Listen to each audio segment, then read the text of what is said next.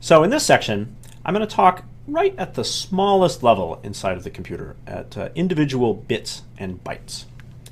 So a bit in the computer is the smallest amount of storage that you can have, like an atom. So a bit just stores a 0 or a 1. Those are the only two states it can do. So you may have heard the expression, oh, well, in computers, it's all zeros and ones. That's referring to bits. Everything in the computer is built up out of these larger and larger collections of these simple bits, which are just 0 and 1. So in the hardware, anything that can it's capable of taking on two different states, and when it takes on one state, it can stay in it. That's how you can represent a bit in hardware. And there's a bunch of different ways of doing it. I've actually, just as a prop, I've built this bit here. So this is a bit made out of a tennis racket with some plastic in it. And the way this works is that it has two different states. So I'm going to just call this state the 0 state. And then I could push it into the other state. There you go. The plastic snaps and it stays. We'll call that the 1 state. So I could switch it back to 0. There's 0. Turn around. There's 1. So it's a trivial example, but at a hardware level, this shows, well, yeah, if you have two different states and they're stable, when you put it in a state it stays, that's enough to represent a bit in the computer. And we see different forms of it. So with a transistor, the two different states are done by having little tiny groups of electrons.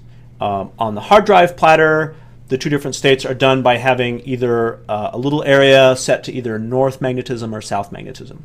And then later it can come back and look. And you just designate, oh, well, we'll say if it's north, that's a 1. If it's south, it's a 0 or whatever. So the bit, just by itself, it's too small to be good for anything. It's just 0 and 1. So really what we're going to do is to group 8 bits to make a byte. And the byte is just this very common unit of measurement. So if an example byte is written out, I sort of think of it like this. Like, well, you're going to have 8 digits, but the digits are binary. So each one is just a 0 or 1. And so any byte we could think of is just going to be this pattern of 8 zeros and 1s. As I mentioned before, a byte in the real world, you can think of it as storing kind of one typed letter. So it's pretty small. It holds very little, but we can build up other measures out of it. So the question I want to look at is exactly how much can 1 byte hold? And I want to work out the math for that. Now, I'm not going to hold everyone responsible for the details of this, but I want to go through the derivation just so you can see it. So the question I'm going to explore is, if I have a number of bits, how many distinct patterns can I make with those bits? And first we'll just consider either 1 bit, 2 bits, or 3 bits. So I've put these in a little table. So if I have 1 bit, I'm going to say, this one you can do in your head. There's just 2 patterns. Either it's a 0 or it's a 1. There's not some third pattern. That's it. 2 is all we can do. So suppose we've got 2 bits. So I'm going to imagine putting the 2 bits next to each other. So there's like a left bit and a right bit, and then we can work out the patterns for that. Well, let's see. There's the pattern where both bits are 0. Then there's the pattern where the left bit is 0 and the right bit is 1. And then going the other way, we could have the left bit be 1 and the right bit be 0. And then finally, there's the case where both bits are 1. So with 2 bits, I can get 4 patterns. Now for 3 bits, it gets a little more complicated. So I'm gonna sort of break the problem down and walk through how many patterns that's going to make. So for 3 bits, the trick is going to be, so here's the 3-bit case down here. Just consider, so I'm imagining I have 3 bits next to each other. Just consider the leftmost bit. Let's just isolate on the leftmost bit. And there's only 2 possibilities. Either the leftmost bit is 0 or the leftmost bit is 1. Those are the only two possibilities. So let's just consider the case, just suppose it's 0. Just suppose it's 0. So that's going to give me this top row. Well, if I just lock the leftmost bit at 0, then I've got these other 2 bits to the right of it. But actually, we've already worked out how many patterns are possible with 2 bits. That's my row up here. There's 4. There's just 4 patterns.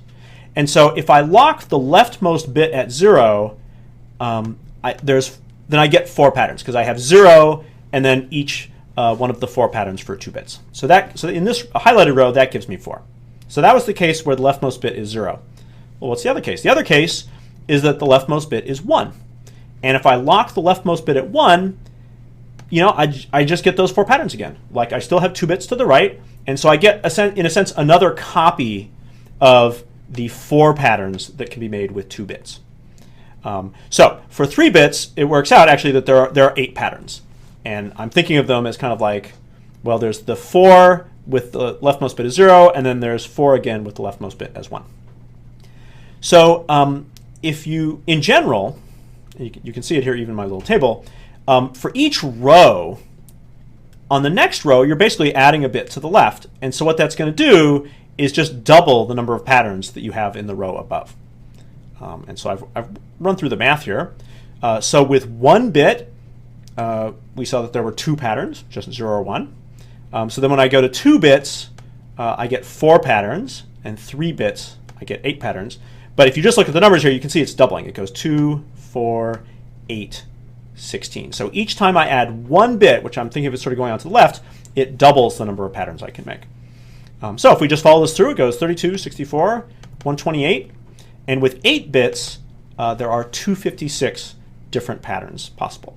And of course, 8 bits, that's the size of a byte. So it works out. 1 byte can store 256 different patterns. Mathematically, it turns out to be exponential. So with n bits, I can make 2 to the nth different patterns, 2 to the nth power. So the case I want to focus on is 1 byte. And here's what you need to know. So 1 byte is a group of 8 bits. And I've sort of gone through the derivation that with 8 bits, 256 different patterns are possible. So I think the natural question is, well, pattern, and what's that good for? Really what I want to do is think about how can I use those patterns to represent numbers.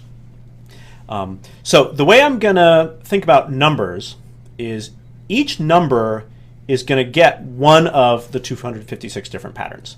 And I'm not going to get into details of how they're assigned, but each number needs its own, and it can't share a pattern with some other number. So the way I'm going to think about it is just, well, look, let's give some pattern to number 0. So we've got 256 patterns. We'll give one of them to 0, and then we'll give another pattern to 1, and another pattern to 2, and another pattern to 3, and so on. And we'll just sort of keep going until we run out of patterns. So the way it's going to work is we'll get up to 254, and then the last pattern, we have 1 left, we'll use for the number 255. So 255 will be the maximum representable number in 1 byte. I think a reasonable question would be like, oh wait, 255, why isn't it 256? We have 256 different patterns. And the reason it's not 256 is that we used 1 pattern for number 0. So we use that one up, and then if you just count up the number of numbers I have here, 255 is going to require the last pattern number 256. So turns out, if you think of what can be stored in 1 byte as a number, the common representation is that 1 byte will store numbers between 0 up to 255. So 255 is the max. So this actually came up earlier when we were looking at code like pixel.setRed. And what number did it take? Pixel.setRed takes a number in the range 0 to 255. Why? Why? And the reason is that the red value for a pixel in the computer is stored in 1 byte. And that byte can store numbers in the range 0 to 255. That's it. It cannot store 300 or minus 12 or whatever.